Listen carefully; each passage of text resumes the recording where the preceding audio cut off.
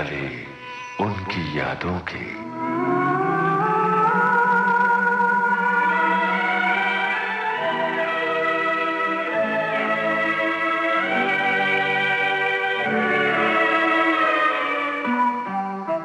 श्रोताओं नमस्कार।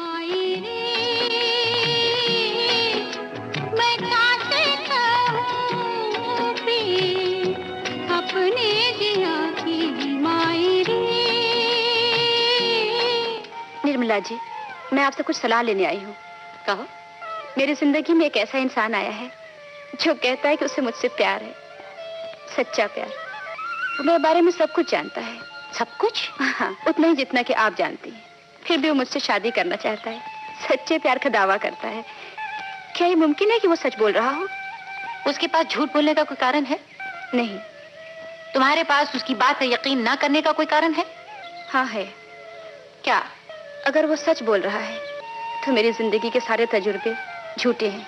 श्रोताओं, एक वो दौर था जब रुपहले पर्दे पर बोल्ड किरदार निभाने के लिए हर अभिनेत्री में एक झिझक हुआ करती थी।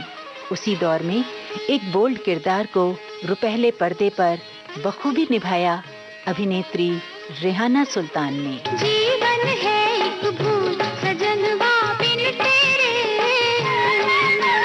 काटा है हर फूल सजनवा बिन तेरे। फिल्म दस्तक हो या चेतना, जिंदगी की कश्मकश में डूबते किरदार को बड़ी ही सहजता से अपने सशक्त अभिनय के माध्यम से जीवंत कर दिया अभिनेत्री रेहाना सुल्तान ने। मैं जानती हूँ ये सपना नहीं, हकीकत है।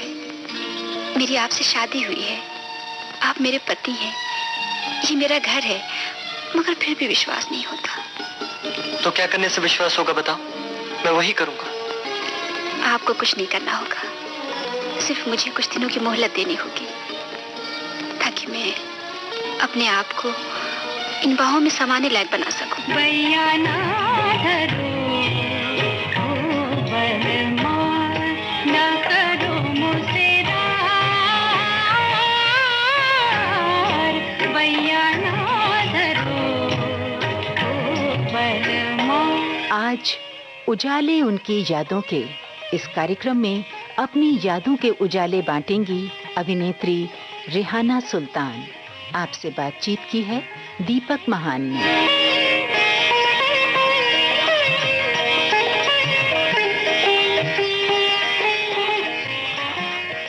विविध भारती सुनने वाले सभी श्रोताओं को दीपक महान का आदाब, नमस्कार। दोस्तों, वक्त अपनी रफ्तार से चलता है, लेकिन जब भी कभी युग परिवर्तन होता है तो उसमें कहीं ना कहीं कुछ खास बिरले लोगों का योगदान होता है।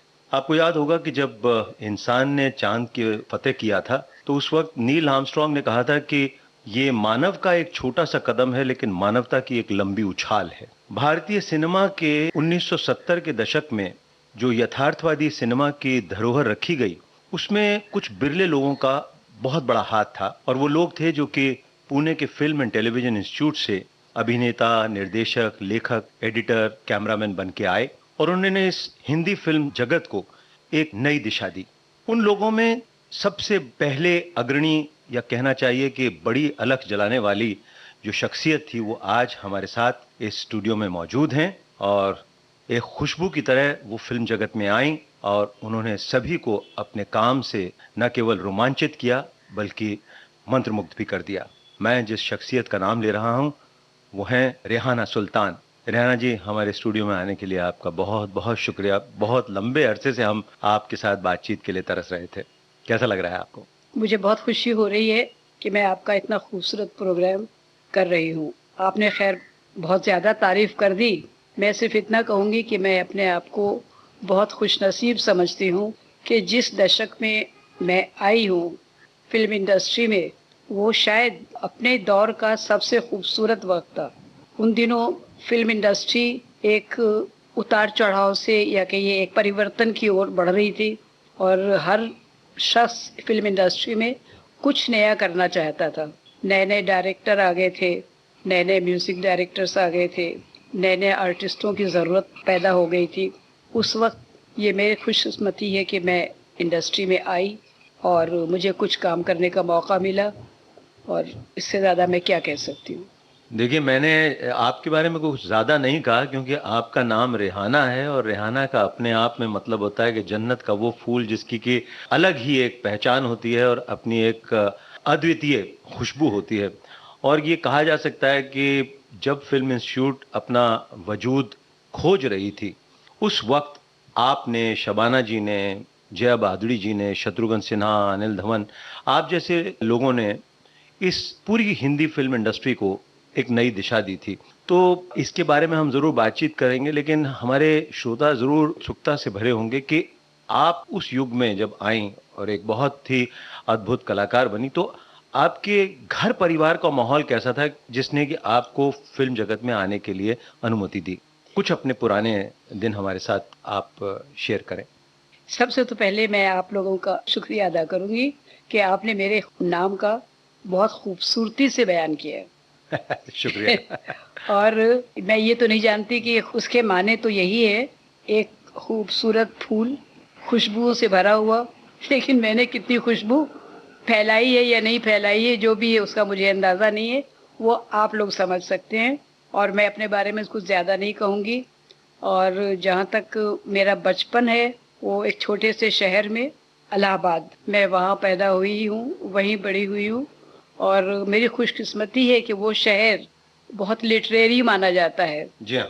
जहाँ पे काफ़ी बड़े बड़े लोग, जैसे शायर और बहुत बड़े बड़े राइटर और पॉलिटिशियंस और एडवोकेट्स, उनका वो शहर है। और मेरी खुशकिस्मती है कि उस शहर में, जहाँ पे एक अदबी शहर कह सकते हैं उसको, वहाँ मैं पैदा हुई। और एक और बहुत बड़ी शख्सियत वहाँ पैदा हुई है, उस पर मुझे बहुत गर्व है, वो है अमिताभ बच्चन। जिनके नाम की वजह से वो शहर और ज़्यादा मशहूर हो गया है और माना जाता है। और एक मिडिल क्लास फैमिली में मैं पैदा हुई हूँ। मेरे 3 बहन भाई हैं और मेरे जो वालिद साहब जो थे वो इलेक्ट्रिक इंजीनियर थे और बहुत अच्छा उनका बिजनेस चल रहा था। हम लोगों को लोग सोचते हैं कि मैं शायद मुसलमान हूँ, हालांकि मैं इस चीज़ को इतना मानती नहीं हूँ। ये मुसलमान, हिंदू, क्रिश्चियन, पंजाबी, ये सब कुछ मैं नहीं मानती, क्योंकि इंसानियत जो है सबसे बड़ा मज़हब है मेरे हिसाब से। लेकिन नाम के तौर पे मैं मुसलमान नहीं हूँ, मैं बहाई हूँ। और बहाइयों में बहुत सी चीज़ें नई नहीं हैं। उस लिहाज से मेरे जो फादर थे, पिताजी, वो बहुत ओपन माइंडेड थे, प्रोग्रेसिव थे। मेरा पूना पहुँचना बहुत इत्तेफाक था और मेरा कोई इरादा नहीं था, कम से कम मैं अवेयर नहीं थी इस बात की कि मैं पूना में जाऊंगी, एक्टिंग सीखूंगी, एक्ट्रेस बनूंगी। ऐसा कुछ मुझे पता नहीं था अपने बारे में। At least I was not aware. लेकिन ये था कि मुझे फ़ोटो खिंचवाने का बहुत शौक था और सबको दिखाने का कि देखो ये मेरी फ़ोटो कैसी लग रही हूँ। और उसके अलावा ऐसी तो कोई बात नहीं थी। अकेली थी, मेरी माँ का देहांत हो चुका था और मैं अकेली थी घर में। सर्वेंट्स थे, मैं थी, डैडी तो सुबह चले जाते थे। तो यूं ही पेपर देख रही थी, इत्तेफाक से उस पेपर में एक एडवर्टीजमेंट नज़र आया, पूना फिल्म इंस्टीट्यूट का था, जिसमें ये लिखा हुआ था कि ये लास्ट डेट है, अगर आप चाहते हैं कि इंस्टीट्यूट ज्वाइन करें तो आप इस फॉर्म को भर के भेज दें। पता नहीं मेरे दिमाग में क्या आया उस वक्त, शायद ये भी था कि हम लोगों के घर में बच्चों की, जो कहना चाहिए कि वक़्त उतनी ही थी कि डैडी के दोस्त या मम्मी के दोस्त आते थे तो उनको मैंने नमस्ते या सलाम किया। उन्होंने कहा कैसे हैं आप बच्चों, अच्छी हूँ, किस क्लास में हो, इस क्लास में हूँ। उसके बाद मैं अपनी जगह, वो अपनी जगह, ज़्यादा बातचीत नहीं होती थी। और ख़त भी आते थे तो मम्मी डैडी के ख़त आते थे, उसमें हमारे बारे में सिर्फ पूछा जाता था। तो सडनली मेरे दिमाग में आया कि मैं ये फॉर्म भर के भेजती हूँ, देखें इसका जवाब आता है कि नहीं। बस इतना ही था मेरे दिमाग में। मैंने वो फॉर्म भरा और भेज दिया। और एक तरह से थोड़ी दिन तो था कि देखिए जवाब अभी तक नहीं आया, अब तक क्यों नहीं आया। फॉर्म के फिर साथ भूल भी गई। फोटो वगैरह पैसे भेजने का कुछ था? नहीं, खाली इसमें पहले ये था कि आप फॉर्म भर के भेज दीजिए। तो मैंने फॉर्म भर के भेज दिया। तो उसके बाद वहाँ से जवाब आ गया तो आई वॉज वेरी हैप्पी कि मेरे खत का जवाब आया है। वही बहुत बड़ी बात थी। किसी ने उसके पहले मुझे खत लिखा ही नहीं, ये पहला खत था जिंदगी का। लेकिन अब मसला ये आ गया कि उसमें लिखा था कि आप अपनी 3 फोटोग्राफ्स भेजिए और पेरेंट्स सिग्नेचर होनी चाहिए उस पर, और फॉर्म भर के फ़ौरन भेज दीजिए। अब तो मैं क्या करूं, डैडी की मर्जी के बिना तो जा नहीं पाऊंगी और उनसे पूछे बिना भी नहीं हो सकता, साइन तो चाहिए। खैर मैंने बहुत हिम्मत जुटाई और जुटाने के बाद डैडी से कहा, डैडी मैंने ऐसे ऐसे फॉर्म भरा था, उसका ये जवाब आया है, आप प्लीज साइन कर दीजिए ना। डैडी ने कहा क्या है? मैंने कहा ये है, एक्टिंग स्कूल है। Acting school? हमने कहा जी। आप एक्टिंग करेंगे? मैंने कहा पता नहीं, फोटो तो भेज दूं पहले। तो उसके बाद डैडी ने कहा, सोचा सा बहुत काफी, फिर उन्होंने सोचा कि मेरी बेटी कहाँ सेलेक्ट होने वाली है तो वो खुश हो जाएगी, उसका दिल रख लूं। और उन्होंने साइन किए और मैंने फोटो जो मैं खिंचाया करती थी, आम फोटोग्राफ, कोई खास नहीं, वो फोटो मैंने रख के भेज दिए। अब इत्तेफाक की मेरी खुशकिस्मती कि वो फोटो सेलेक्ट हो गए और मुझे दिल्ली में बुलाया गया स्क्रीन टेस्ट के लिए और कुछ सीन भेज दिए मुझे उन्होंने कि ये आप सीन तैयार कर लीजिए और आ जाइए। अब डैडी के लिए बड़ा भारी प्रॉब्लम आ गया कि लड़की तो सिलेक्ट हो गई और अब इसको दिल्ली ले जाना पड़ेगा। फिर भी उनके दिल में सेकंड यही थॉट आया कि ठीक है सिलेक्ट तो हो गई है, थोड़ी वहाँ पास हो जाएगी। खैर हम लोग दिल्ली गए और हमारा टेस्ट हुआ और इत्तेफाक की बात है कि वहाँ भी मैं पास हो गई। और वहाँ पर जो हमारे टेस्ट लेने के लिए आए थे बॉम्बे फिल्म इंडस्ट्री से, वो कामनी कौशल, बी.आर. चोपड़ा, ऋषिदा, ये लोग सब आए हुए थे। तो मैंने अपना टेस्ट वगैरह दिया। वहाँ भी काफी इंटरेस्टिंग इंसिडेंट्स हुए थे। क्या हुआ कि मुझे घर की बहुत लाडली प्यारी थी तो कुछ भी बोलने की आदत थी और जुस्तुजू रहती थी हर बात की, ये क्यों है कैसे। तो वो लोग डिस्टेंस नाप रहे थे, कैमरामैन जी हाँ, और वो कैमरामैन सारे इंस्टीट्यूट के स्टूडेंट्स ही थे, लेंस की फोकल लेंथ के लिए। या तो मुझे तो पता नहीं स्टूडेंट्स हैं कि क्या है।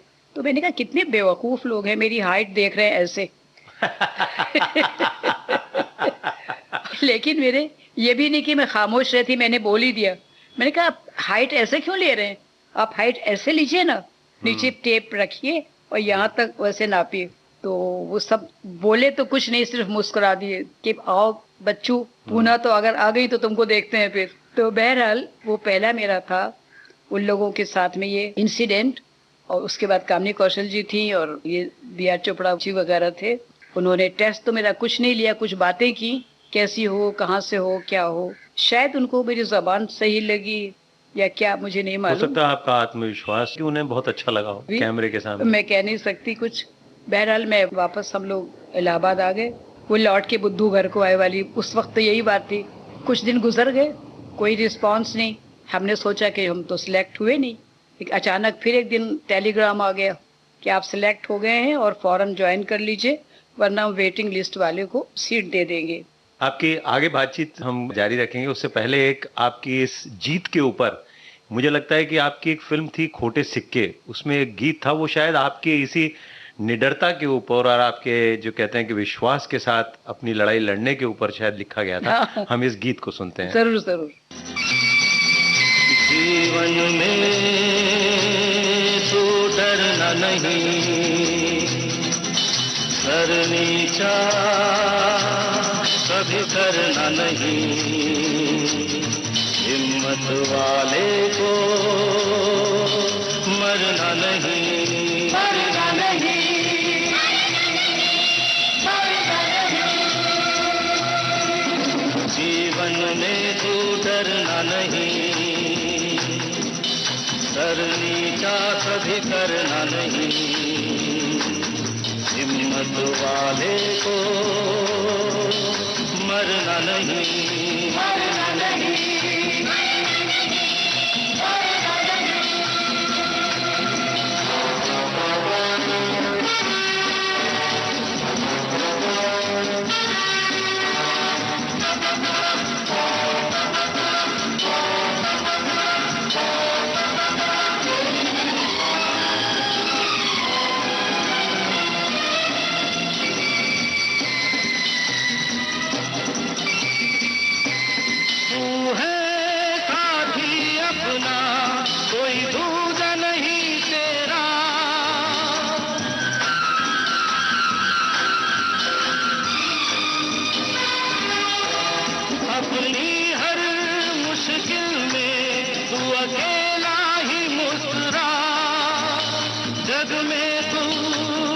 सबसे बड़ा है। दिल छोटा करना नहीं,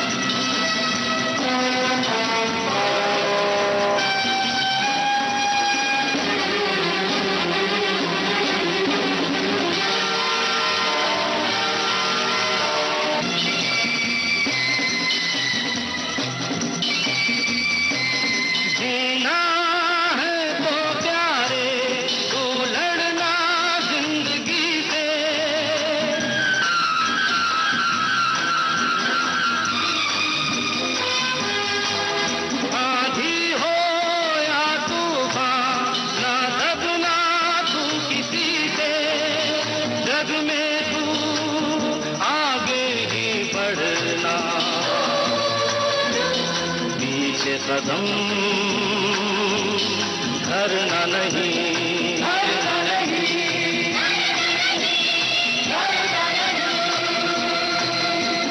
जीवन में तू डरना नहीं, सर नीचा कभी करना नहीं, हिम्मत वाले को मरना नहीं, मरना नहीं, मरना नहीं। तो आप हमें बता रही थी उससे आगे की बात। वो प्रॉब्लम ये कि हो गए कि मेरे लिए कि अब डैडी क्या करेंगे। आपको डर था कि वो मना कर देंगे? मना कर सकते हैं, डैडी हैं, कुछ भी कर सकते, बाप है। तो बहरहाल उन्होंने समझाया कि मैं तो सोचा था तू भी इंजीनियर बनेगी, डॉक्टर बनेगी, ये सब बनेगी, और तुम ये एक्टिंग में जाना चाहती हो। तो मैंने कहा डैडी अभी पास तो हो गई ना मैं, अब प्लीज भेज दीजिए, 1 साल तक करके आ जाऊंगी वापस। तो फिर डैडी ने कहा अच्छा मैं सोचता हूँ। डैडी ने सोचा, उसके बाद डैडी पूना गए देखने के लिए कि भाई है कैसा इंस्टीट्यूट। फिल्मी नाम से सब लोग चौंकते हैं, डरते हैं। उन दिनों जगत मुरारी जी वहाँ प्रिंसिपल थे, तो डैडी उनसे मिले। ये भी मेरी खुशकिस्मती है कि जब कुछ होना होता है तो सब रास्ते अपने आप निकलते जाते हैं। बिल्कुल सही बात। तो जगत मुरारी जी बहुत अच्छे इंसान थे। उन्होंने कहा आपकी बेटी मेरी बेटी की तरह है, मेरी फैमिली यहाँ रहती है, हाफ बंगलो में उनकी फैमिली थी और हाफ हॉस्टल था। तो बोले आपकी बेटी का हम ख्याल रखेंगे और आप पूरा इंस्टीट्यूट देखिए पहले, जैसे बाकी इंस्टीट्यूट्स होते हैं, कॉलेज होते हैं, यूनिवर्सिटीज, वैसे ये भी है। तो डैडी ने पूरा इंस्टीट्यूट देखा और सबसे अच्छी बात ये हुई कि डैडी को टेक्निकल चीज़ें बहुत पसंद आती हैं। उन्होंने जो कैमरा डिपार्टमेंट देखा और ये एडिटिंग और ये, तो ही वॉज फैसिनेटेड कि अरे यार तो टेक्निकल क्या बात है, बहुत कुछ है यहाँ पर। तो खैर फिर डैडी वापस गए तो मुझे लेकर फिर पूना आए। इस तरह मेरा पूना आना हुआ, बाकी तो आप लोग जानते ही। आज ये जो हमारे श्रोता सुन रहे होंगे वो समझ सकते हैं कि किसी भी लड़की के विकास में एक बाप का बहुत बड़ा हाथ होता है, और ये मानना चाहिए कि आपके पिता ने उस समय एक बहुत ही बड़ा कदम उठाया, क्योंकि पूरे समाज के विरुद्ध जाके आपको उस जमाने में लड़कियों को स्टेज ड्रामा या फिल्मों में आने के लिए अनुमति देना बहुत बड़ी बात थी। इसमें तो कोई शक नहीं है। फिर आप पूना आए तो पूना में आपके सहपाठी वगैरह खास जो आपके बैच के कौन कौन थे? पूना में आ तो गई मैं, लेकिन ऐसा होता है ना जैसे कोई दरिया से समंदर में फेंक दे, मेरा वही हाल था कि मेरे लिए हर चीज नई थी। शहर नया, लोग नए, जबान नई, और इंस्टीट्यूट के लड़के तो आप समझते हैं कि कैसे होते हैं। और मैं जूनियर, और क्लास में भी इत्तेफाक की बात ये थी कि मैं सबसे यंगर आई थी वहाँ पर। 10th पास करने के बाद पूना ज्वाइन किया। जिस दिन मैं पूना पहुंची हूँ उस दिन सब लड़कियां पकड़ा पकड़ी कुछ खेल रहे थे, मुझे भी उन्होंने शामिल कर लिया, मैं भी खेलने लगी। लेकिन मैंने देखा नहीं कि पीछे एक बॉटल टूटी हुई पड़ी हुई है, वो मेरे पैर में लग गई जबरदस्त, 3-4 टांके आए। उसके बाद मैं नेक्स्ट डे इंस्टीट्यूट पहुंची, जाना पड़ेगा। तो वो बहुत हिलेरियस भी था और बड़ा मेरे लिए बहुत ऑकवर्ड था, क्योंकि लड़के सब देख रहे थे जानबूझ के और ज्यादा देख रहे थे। ओहो हो, चोट लगी है, एक आवाज आई, मेरी तो हालत हो गई और ज्यादा, बहुत तकलीफ हो गई। मुझे कोई नहीं कह रहा, ये सब आपस में बातें हो रही हैं, मुझे खाली आवाजें आ रही हैं। बहरहाल कैसे भी दिन गुजर गया और मैं वापस हॉस्टल आ गई। एक ही बात थी, मैं कभी अकेले हॉस्टल से इंस्टीट्यूट नहीं जाती थी। सब लड़कियों की खुशामद करती, प्लीज मुझे भी साथ ले लेना, तुम जाओगे तो मुझे भी ले लेना। और जब कोई नहीं होता था और मुझे अकेले जाना होता था तो बहुत मुश्किल होती थी। तो ये क्या एक छोटे शहर से आने के कारण आपको डर था, क्योंकि वहां पे आप किसी न किसी के साथ निकलते होंगे बाहर घर से जाने के? मैं तो क्योंकि अकेली थी, मेरे 2 भाई हैं, ये बहुत लेट पैदा हुए, तो सारा की सारा अटेंशन मुझे मिलता था और मैं बहुत ज्यादा प्रोटेक्टेड, हमेशा डैडी मम्मी के साथ। हम लोग बाहर घूमते बहुत थे लेकिन डैडी मम्मी के साथ, और पढ़ाई भी ज्यादा नहीं की, जो ओपन अप होते। 10th तक पढ़ाई की, 10th के बाद पूना आ गए। इसलिए क्या होता है, बहुत प्रोटेक्टेड थे।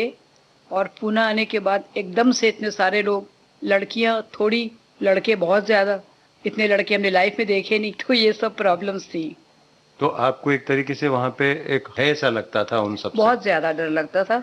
और फिर क्या था, जबान भी अलग थी, खाना भी अलग था, सब वेजिटेरियन थे और हम लोग जाते थे बाहर खाना खाने के वास्ते। हफ्ते में एक दिन जब दोस्ती हो गई आपस में, तो नॉनवेज खाने के लिए हम लोग पूना में एक जगह है, वहां जाते थे हम खाना खाने के लिए, बिरयानी खाने के वास्ते। तो जब वापस आते थे तो बस में बैठना पड़ता था। बस में मैं पहले कभी बैठी नहीं, तो वो बस में बैठे तो वो कहता था पुड़े पुड़े पुड़े। अब मुझे क्या समझ में आया पुड़े पुड़े क्या होता है। मैं चुपचाप खड़ी रहती थी। तो फिर मुझे लड़कियों का वो कह रहा है कि आप पीछे हटो और बैठ जाओ। ओके, अच्छी आई। तो ये ऐसा मतलब लैंग्वेज प्रॉब्लम बहुत ज्यादा होती थी वहां पर। एक और इंसिडेंट था कि एक दिन दोपहर में हम लोग सो रहे थे हॉस्टल में, तो मेरी मेट्रेन और मेरी कुक आपस में बातें कर रहे थे। उसे बार मुलगी मुलगी मुलगी कर रहे थे, तो मैं सुन रही थी। तो मैंने लड़कियों से कहा, बाकी जो लड़कियां, आज शाम को चिकन बन रहा है। तो वो चिकन बन रहा है? हमने कहा हाँ, कैसे मालूम? मैंने कहा ये लोग आपस में बात कर रहे थे, मुर्गी मुर्गी मुर्गी। ओके, तो सबको शाम को जल्दी भूख लगने लग गई, तो सब खाना खाना खाना। बहरहाल सब खाना आया, सब कुछ आ रहा, दाल आ रही है, सब्जी आ रही है और रोटी भी आ गई, चावल भी आ गया, लेकिन चिकन नहीं आ रहा है। हम लोग बड़े परेशान। चिकन, फिर हमने पूछा आज चिकन बनाया था ना? चिकन वो ब्राह्मण है जो कुक है, वो चिकन कहाँ बनाएगी वो? क्यों, तुम लोगों को चिकन कहाँ से याद आ गया? हमने कहा दोपहर में आप लोग बात कर रहे थे कि मुर्गी मुर्गी। Oh my God. बोली कि नहीं भाई, वो चिकन, मुर्गी मीन्स लड़की, हम तुम लोगों की बातें कर रहे थे। बहुत डिसअपॉइंटमेंट हुआ सबको, कह रहे यार कहाँ। तो इस तरह के बड़े इंसिडेंट्स वहाँ पे काफी सारे हुए मेरे साथ। तो आप पूना इंस्टीट्यूट में लेकिन 3 साल रही? 2 साल का। 2 साल, उस समय 2 साल का कोर्स हुआ करता था। जी जी। और आपके कोई ऐसे संस्मरण जो कि कोई किसी टीचर्स वगैरह के साथ कोई आपको, हमने सुना उस जमाने में काफी बड़े बड़े निर्देशक वहाँ पे आया करते थे लेक्चर वगैरह देने के लिए, तो कुछ ऐसा हुआ जिनके कारण आपकी किसी से जान पहचान हुई, जिनसे आपको कुछ बहुत सीखने को मिला?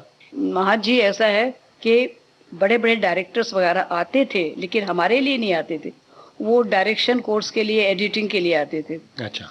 हमारे लिए तो सिर्फ एक थे घटक, बंगाल के बहुत नामी ग्रामी डायरेक्टर, वो ही आए थे, वही थे वहाँ पर एज ए लेक्चरर। उनके साथ हमने काम किया था, सीखा उनसे काफ़ी, और मैं उनकी बहुत फेवरेट थी। क्यों थी मुझे नहीं मालूम, थी फेवरेट। और मैं उनसे बहुत डरती थी क्योंकि हमारी इंग्लिश तो कुछ इतनी ग्रेट थी। यूपी के रहने वाले, इंग्लिश प्ले उन्होंने करने का फैसला किया और मुझे कहा कि आप, मैं पीछे बैठती थी जब वो आते थे। सुना था मैंने कि वो बहुत डांटते और मैं बहुत डरती थी। तो बोले तुम आगे आओ। मैंने कहा जी, आप ये प्ले कर रहे हो, ये मेन कैरेक्टर तुम्हारा है। मारे गए। मेन कैरेक्टर और इंग्लिश का प्ले विथ एक्सेंट मुझे करना है। हालत खराब हो गई, इतनी मैं परेशान हो गई कि मैं बीमार हो गई, मुझे फीवर हो गया। तो हमारे प्रिंसिपल ने कहा क्या हुआ? मैंने कहा नहीं मुझसे तो होता नहीं प्ले, ये वो नहीं, कैसे करूँगी मैं? तो बहुत हंसे। उन्होंने जाके उनसे कहा होगा। फिर नेक्स्ट डे उन्होंने कहा नहीं ऐसा कुछ नहीं है, तुम करो, मैं हूं ना, कोई तुम्हें कुछ नहीं करेंगे, आराम से करो। लेकिन उनसे बहुत सीखने को मिला। आप चाहते क्या हैं? आप बताइए खड़े होकर। जी मैं करता हूँ। जी हाँ।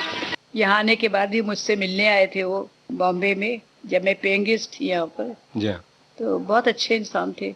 ऋत्विक घटक जी ने बहुत खूबसूरत फिल्में बनाई, जिसमें से मेघा ढाके तारे तो बहुत ही नामी गिरामी फिल्म रही है, और उन्होंने मधुमती फिल्म भी लिखी थी, जो कि बिमल रॉय की भी बहुत अद्भुत फिल्मों में से मानी जाती है। बहुत अच्छी फिल्म वाली फिल्म उन्होंने बनाई। तो कोर्स आपका 2 साल में करीब करीब खत्म हुआ, तो आपको बॉम्बे आते ही फिल्म मिल गई या कि उसके लिए आपको कुछ जद्दोजहद करनी पड़ी? सबसे बड़ी बात यह है कि 2 साल कोर्स में जो मेरा फर्स्ट ईयर था, उसमें मैं पूरी फेल हो गई। सब में सिर्फ रसगुल्ले के अलावा कुछ नहीं था। अच्छा। डैडी ने पूछा रिजल्ट, मैंने कहा डैडी वो रिजल्ट ना वो लोग वहीं पे दे देते हैं, जब जाऊंगी तब मिलेगा, क्या बोलूं? तो बोले अच्छा। उन्होंने कुछ ख्याल नहीं किया। लेकिन मुझे लगा कि यार मैं अपने शौक से यहाँ पर आई हूँ, अपनी मर्जी से आई हूँ, पढ़ाई भी मैंने छोड़ दी है, तो मुझे तो कुछ करना, क्योंकि मैं बहुत डरती थी सबसे, इसलिए मैं कुछ करती नहीं थी।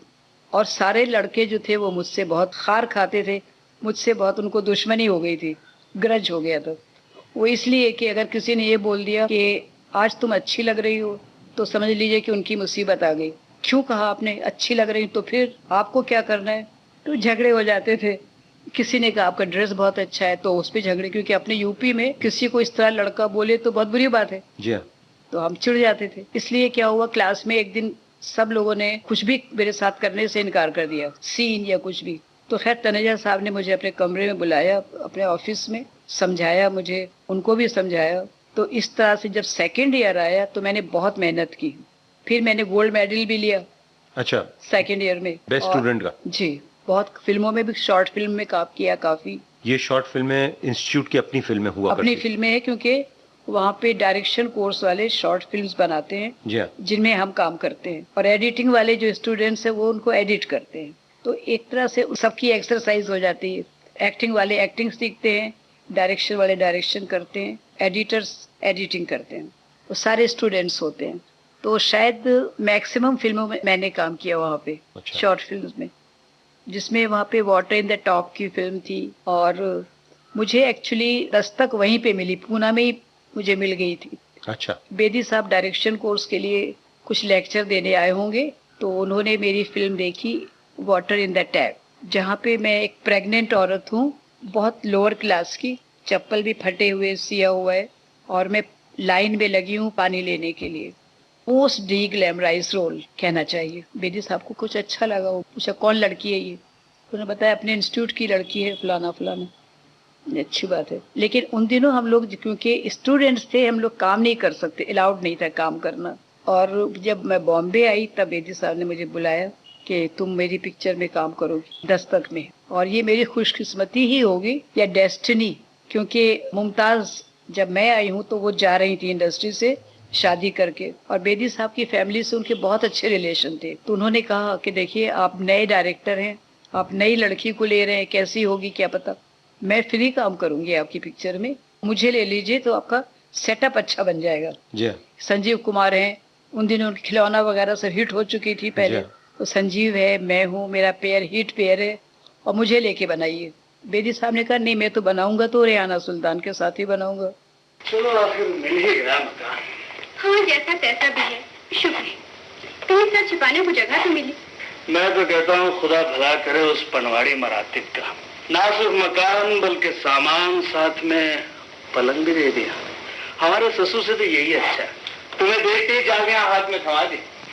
तरस आ गया ना बेचारे को, भले आदमी क्या दुनिया में नहीं होते। अच्छा, इतना उनको आपके अंदर विश्वास? हाँ, पता नहीं है, बहुत ज्यादा विश्वास था, और मैंने डिसाइड कर लिया है तो वही काम करेगी अब। तो ये मेरी खुशकिस्मती मैं समझती हूँ, और क्या कह सकती हूँ। इस जगह पे क्यों ना बेदी साहब के याद में एक गीत हो जाए? हाँ बिल्कुल। बैया ना धरो ओ बलमा, बैया ना धरो ओ बलमा, ना करो मुझसे रार, बैया ना धरो ओ बलमा।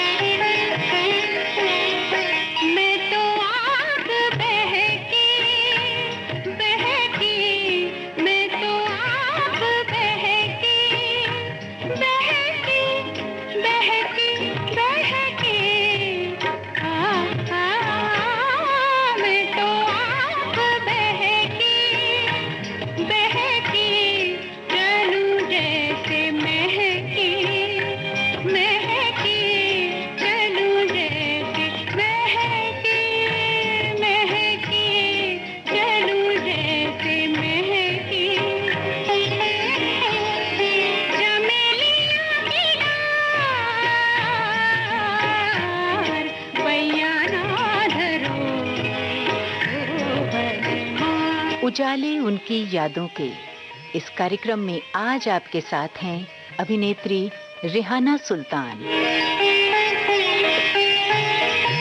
तो रेहान जी, ये कहा जा सकता है कि आप जब डिप्लोमा लेकर फिल्म इंस्टीट्यूट से बाहर आए, आपको किसी तरीके का कोई स्ट्रगल नहीं करना पड़ा, मतलब सीधे आपको राजेंद्र सिंह बेदी जी ने इतना सराहा, इतना चाहा कि उन्होंने अपनी पहली फिल्म आपके नाम कर दी। लेकिन जहां तक हम जानते हैं, फिल्म जो रिलीज हुई सबसे पहले वो चेतना, ये सही बात है? बिल्कुल सही। तो चेतना दस्तक के कारण मिली या उसका कैसे सफर रहा? नहीं, ऐसा तो नहीं है। चेतना जो थी उस वक्त बी.आर. इशारा जी कोई हीरोइन ढूंढ रहे थे और इंडस्ट्री की कोई हीरोइन भी चेतना में काम करने को तैयार नहीं थी, क्योंकि वो बड़ा बोल्ड सब्जेक्ट था। हाँ, बोल्ड सब्जेक्ट था, तो सब इनकार कर देते थे कहानी सुनने के बाद। तो कोई उनके और भी फ्रेंड्स डायरेक्टर बैठे होंगे, एक उनका कैमरामैन भी फ्रेंड था, उसने कहा एक लड़की आई है, अभी काम कर रही है दस्तक में, तुम उसको देख लो। मुझे एक और फिल्म भी पूना में मिली थी। मैं बहुत लकी हूँ कि मैं पूना में ही थी, मेरे पास 2-3 असाइनमेंट मेरे पास आ गए थे, तो मैं पूना में थी। तो उस वक्त एक और डायरेक्टर थे, उन्होंने मुझे साइन किया था, मेरे फोटोज भी लिए, साइन किया,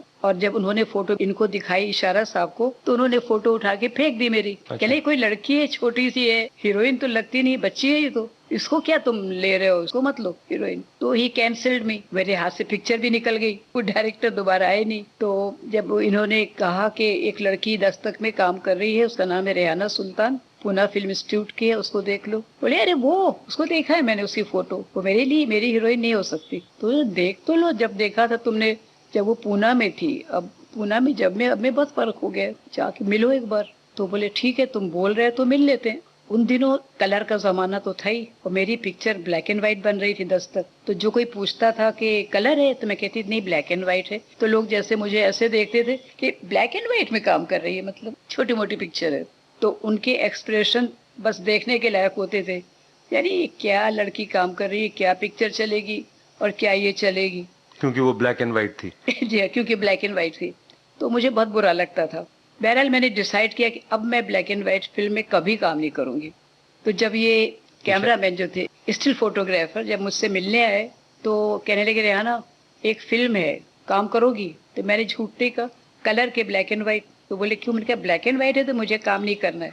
उन्होंने कहा देखो, कभी किसी को इस तरह जवाब नहीं दिया जाता है, पहली बात तो बी डिप्लोमेटिक। मैंने कहा डिप्लोमेटिक? बोले हाँ, मतलब बोलो ठीक है, मिलेंगे, देखेंगे, नेवर से कि नहीं मैंने करना ही नहीं है। तो मैं कहा ठीक है, तो तुम मिल लो डायरेक्टर से, और तुमको अगर कहानी अच्छी लगती है तो करो, नहीं तो हमेशा आप ना कर सकती हैं। तो मैंने कहा ठीक है, मिल लेंगे। मैंने ऐसी बेदिली से उनसे कहा, तो कहाँ है? तो वो बोले कि एक चर्च गेट पे होटल है, वहाँ पे वो काम कर रहे हैं। तो मैं तो थी पहले से बहुत नक चढ़ी, सपोज टू बी। मैंने कहा मैं किसी से होटल में नहीं मिलती हैं, उनको मिलना है तो उनसे कहिए घर पे मिलने आए। तो बोले ठीक है, बोल देंगे। तो इशारा साहब घर पे मिलने आए। तो मेरी लड़की जो काम करती थी फुल टाइम, तो मैंने उसको कहा कोई इशारा मिलने आने वाला है तो बोल देना मैं घर पे नहीं हूँ। तो मैं कहा मैं घर पे नहीं हूँ। तो और पड़ोस में मैं चली गई, वहाँ कॉटेजेस बने थे आमने सामने। तो अगर मैं यहाँ से देख के पूछूंगी तो वहाँ से जवाब मुझे मिल जाएगा।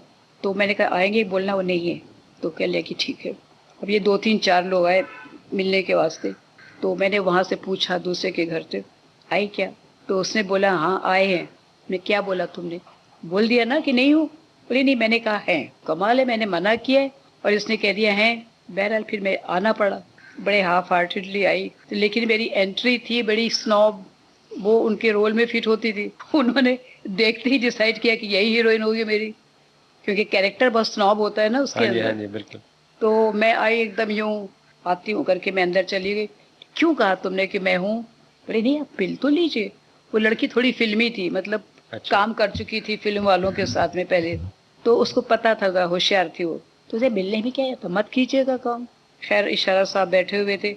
सबसे ज्यादा मुझे नापसंद आया वो मेरे सोफे पे पैर उठा के बैठे हुए थे। मैंने कहा इसका तो फिल्म मुझे करनी नहीं है, इस आदमी को तो बैठना भी नहीं आता। हमने कहा कि आप चाय वाय पियेंगे? बोले हाँ हाँ पहले चाय हो जाए। हमने कहा लो, मैनर्स भी नहीं है। अब मैं अपने अंदर ही अंदर सोए। एक दफा तो बोलते कि नहीं नहीं कोई बात नहीं है, पहले आप सुन लीजिए।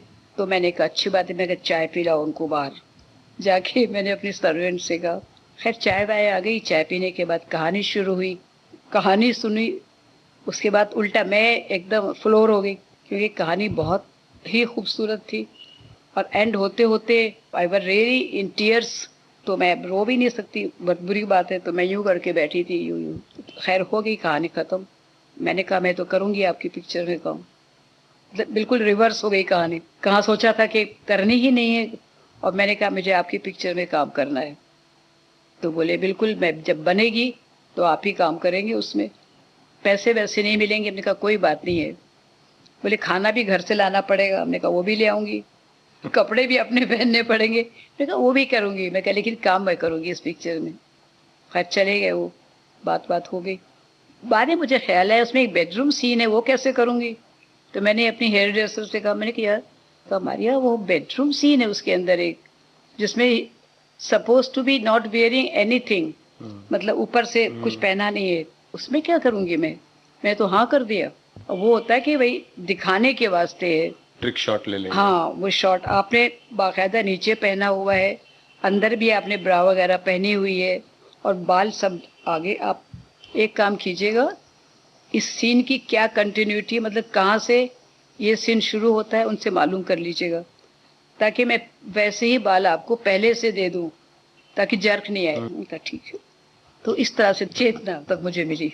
तो आपको बताएं कि B.R. इशारा साहब रेहाना जी के जीवन में उन्होंने कितना लंबा किरदार निभाया, ये आपको बाद में बताएंगे, लेकिन उससे पहले एक गीत चेतना का हम सुनते हैं। मैं तो हर मोड़ पर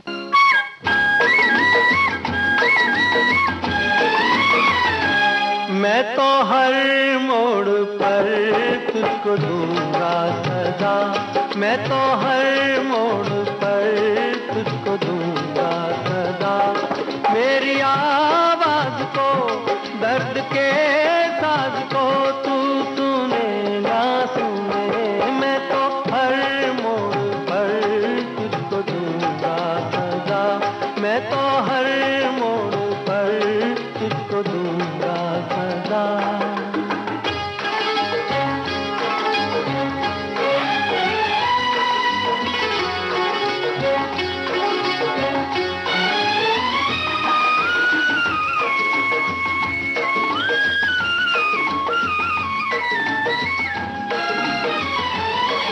मुझे देख कर कह रहे हैं सभी, मोहब्बत का हासिल है दीवानगी। मुझे देख कर कह रहे हैं सभी, मोहब्बत का हासिल है दीवानगी। प्यार की राह में फूल भी थे मगर मैंने कांटे चुने, मैं तो हर मोड़ पर तुझको दूंगा सदा। मेरी आवाज को, दर्द के साज को तू सुने ना सुने, मैं तो हर मोड़ पर तुझको दूंगा सदा।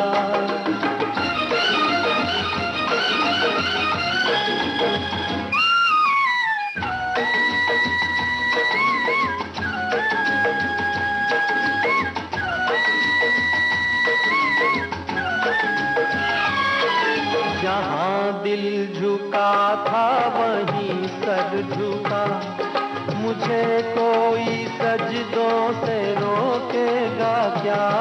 जहाँ दिल झुका था वहीं सर झुका, मुझे कोई सजदों से रोकेगा क्या। काश टूटे न वो आरज़ू ने मेरी ख्वाब जो है बुने, मैं तो हर मोड़ पर तुझको दूंगा सदा। मेरी आवाज को, दर्द के साज को तू सुने ना सुने, मैं तो हर मोड़ पर तुझको दूंगा सदा। तो अभी आपने हमें जो चेतना की बात करी, हम B.R. इशारा साहब की भी और बात करेंगे, क्योंकि उन्होंने आपके जीवन में एक बहुत अहम रोल प्ले किया है। अभी हम श्रोता जानते होंगे, लेकिन उसके बावजूद भी हम उसको अभी सस्पेंस रहने देंगे।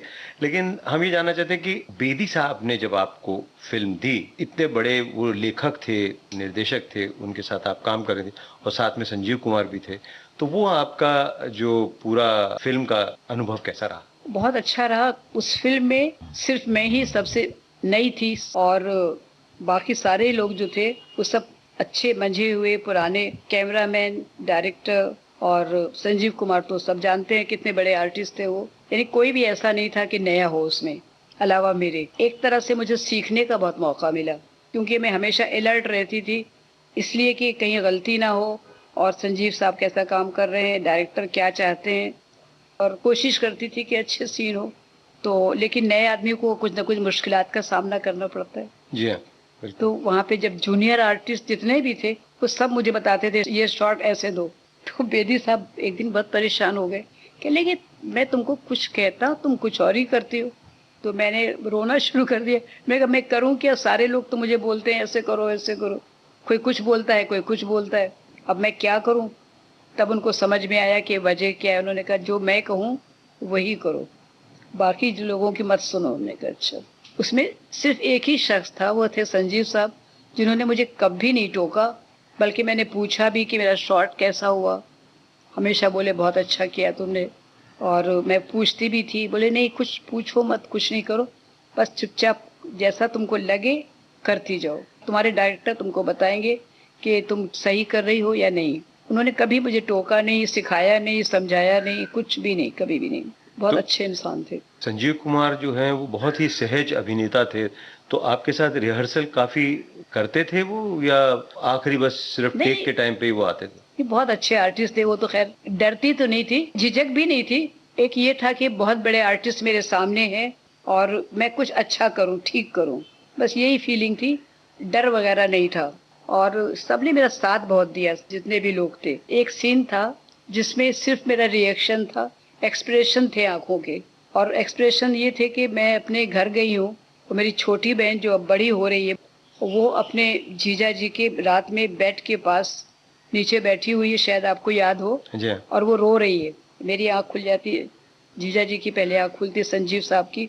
तो मैं बोलती क्या हो गया, तो वो एक्सप्रेशन देते हैं कि मतलब ग्रोइंग, बड़ी हो चुकी है, और मतलब सेक्स का एंगल था, क्योंकि जवान इंसान घर पे है, वो किसका हस्बैंड है, बहन का या क्या, अलग बात है।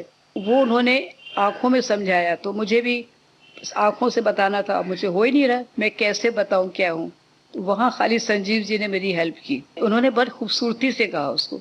उन्होंने कहा कि देखो तुमने कोई चीज किसी को चुराने के लिए बोली, वो चुरा के लेके आया तुमसे, उसने इशारे में बोला कि कोई और देखे ना, बताया उसने, तुमको उसका रिएक्शन देना है कि अच्छा ऐसा, तुम ये सोच लो कि ये ऐसा है, और वो शॉर्ट करेक्ट आ गया बिल्कुल। बेदी जी ने तारीफ करी उसकी? या हाँ, बहुत तारीफ हुई। बेदी साहब ने कहा हाँ करेक्ट है, करेक्ट है।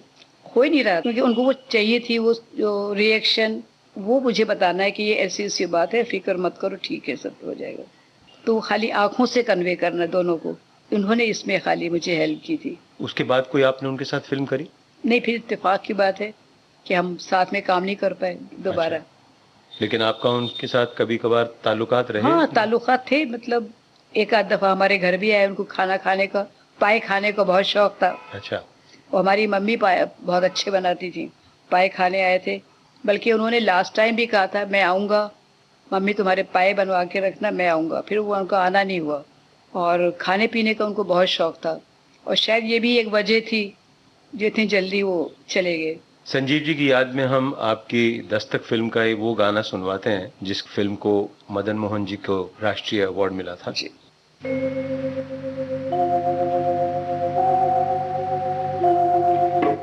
तुमसे कहूँ एक बात परों से हल्की हल्की, रात मेरी है छाँव तुम्हारे आँचल की, तुमसे कहूँ एक बात परों से हल्की हल्की हल्की हल्की हल्की।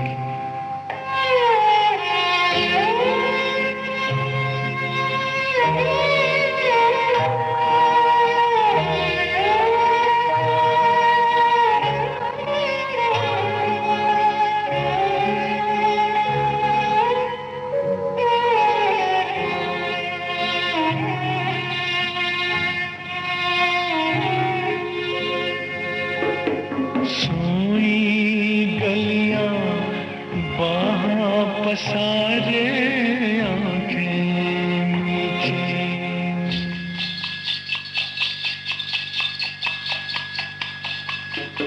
सोई गलियां बाहां पसारे आंखें मीठी। मैं दुनिया से दूर घनी पलकों के नीचे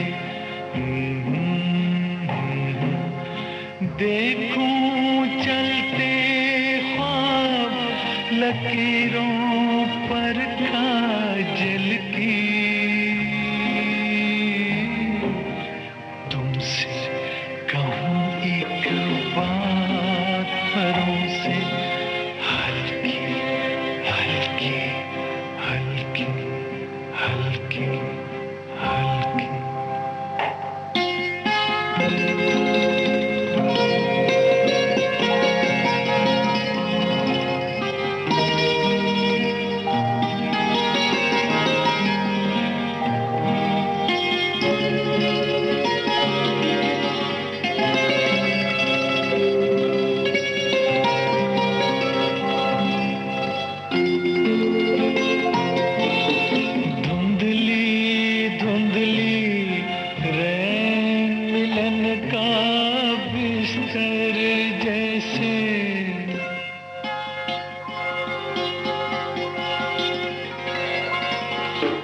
धुंधली धुंधली रैन मिलन का बिस्तर जैसे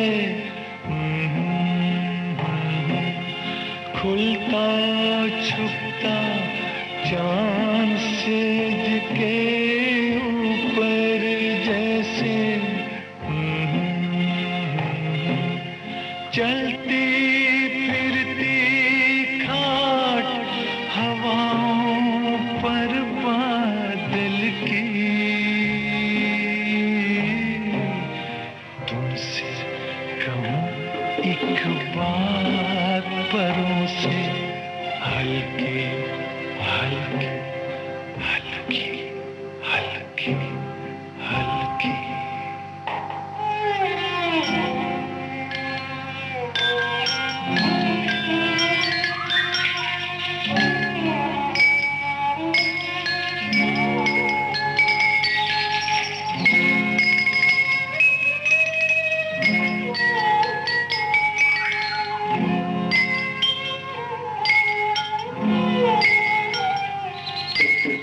है भीगा सा जिस्म तुम्हारा इन हाथों में,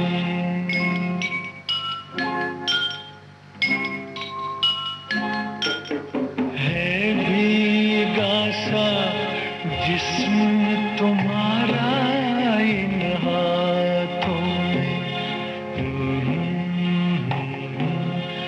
बाहर नींद भरा पंछी भीगी शाखों में, और बरखा की बूंद बदन से ढलकी ढलकी। तुमसे कहूं एक बात परों से, हल्की हल्की। रात मेरी है छाँव तुम्हारे आंचल की। बेदी जी की जो फिल्म थी दस्तक, उसमें बेदी जी ने आपको डायरेक्ट किया, तो बाद में भी आपने बहुत सारे डायरेक्टर्स वगैरह के साथ काम किया, लेकिन हमने अक्सर सुना है कि आप बेदी जी की बहुत बड़ी फैन रही। उसका क्या कारण है? बेदी साहब को मैंने अपने स्कूल के ज़माने में पढ़ा हुआ था, उनकी शॉर्ट स्टोरी और उनकी किताबें भी घर में थी हमारे। और मेरे घर में थोड़ा लिटरेरी माहौल था, काफ़ी लोग, जैसे मुल्क राजानंद है, कृष्ण चंद्र जी, ये सब जब इलाहाबाद आते थे तो डैडी जाते थे और साथ ही मुझे भी लेके जाते थे। और मैं इसलिए लिटरेचर में जितने बड़े बड़े राइटर्स थे उनकी बहुत इज्जत करती थी, और वो मेरे लिए बहुत बड़ी चीज़ थे। तो जब मुझे बेदी साहब के साथ फिल्म मिली तो वही बहुत बड़ी बात थी कि मैं उनके साथ में काम करूंगी। राजेंद्र सिंह बेदी, लेकिन वो बहुत सिंपल इंसान थे, बहुत ज्यादा। फिर उनका एक जोक था, वो और उनका बेटा नरेंद्र जी जा रहे होंगे कार में, तो नरेंद्र जी को वो हमेशा टोकते थे कि तुम स्लो चलाओ गाड़ी। तो एक दिन वो क्रॉस कर रहे थे तो एक दो मुर्गियां निकली जो बच गई। तो बेदी साहब का देखा, क्योंकि स्लो थी गाड़ी इसलिए मुर्गियां बच गई। बोले नहीं पापा, अगर मैं फास्ट होता तो पहले ही निकल गया होता, मुर्गियां आती नहीं बीच में। तो इस तरह से मतलब चुटकुले हमेशा सेट पे सुनाया करते थे, बातें करते थे और बहुत इमोशनल थे। जब कोई शॉट बहुत अच्छा होता था तो वो कट करना ही भूल जाते थे, वो रोना शुरू कर देते थे, उनकी आंखों में आंसू आ जाते थे और फिर बड़ी रूहानी शक्ल बना के बोलते थे भारी आवाज में, बहुत अच्छा शॉट था। तो इस तरह के बड़े इमोशनल इंसान थे, जज्बाती थे बहुत। ये मेरी खुशकिस्मती है कि मेरी पहली फिल्म उनके साथ हुई और सारे बड़े बड़े लोग थे। मदन मोहन जी जैसे म्यूजिक डायरेक्टर मुझे पहली फिल्म में मिले, वो भी बहुत अच्छे इंसान थे। मैं तो अपने को बहुत खुश नसीब समझती हूँ उस मामले में। आपने एक बार जिक्र किया था कि दस्तक का जब गाना रिकॉर्ड हो रहा था, तुमसे कहूँ एक बात, तो रफी साहब से आपकी मुलाकात हुई थी। जी हाँ। तो उसके बारे में कुछ बताइए, क्योंकि आपने बताया था कि रफी साहब बहुत शर्मीले इंसान थे और घबरा गए थे आपसे बात करते करते। वो क्या?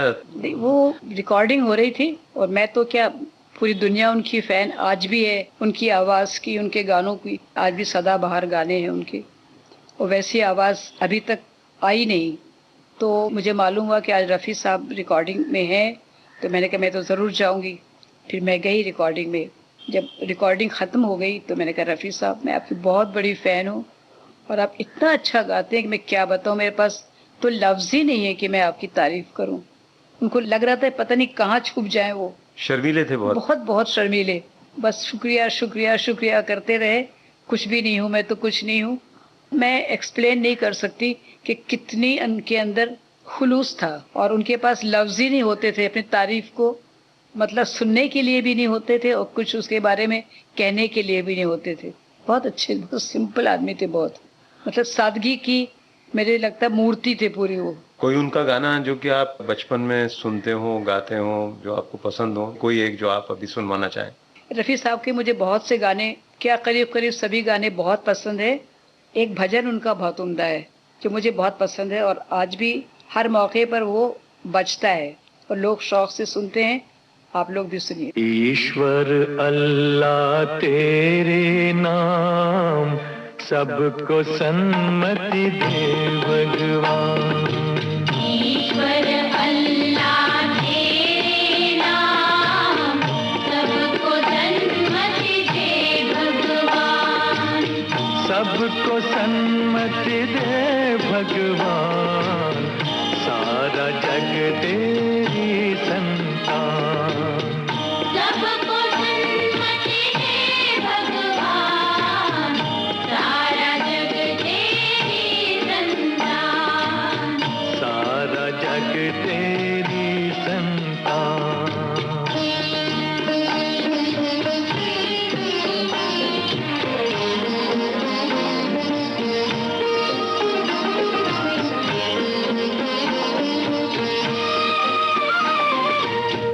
धरती पर बसने वाले सब हैं तेरी गोद के पाले। इस धरती पर बसने वाले सब हैं तेरी गोद के पाले। सब हैं तेरी गोद के पाले। कोई नीच न कोई महान, सबको सन्मति दे भगवान।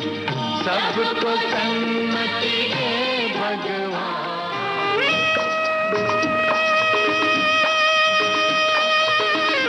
उजाले उनकी यादों के। श्रोताओं, आज के इस कार्यक्रम में आपने सुना अभिनेत्री रेहाना सुल्तान से दीपक महान की बातचीत का पहला भाग। इस कार्यक्रम में तकनीकी सहयोग मिला वंदना ठाकुर से। विविध भारती की ओर से इस कार्यक्रम की प्रस्तुतकर्ता कल्पना शेट्टी। उजाले उनकी यादों के।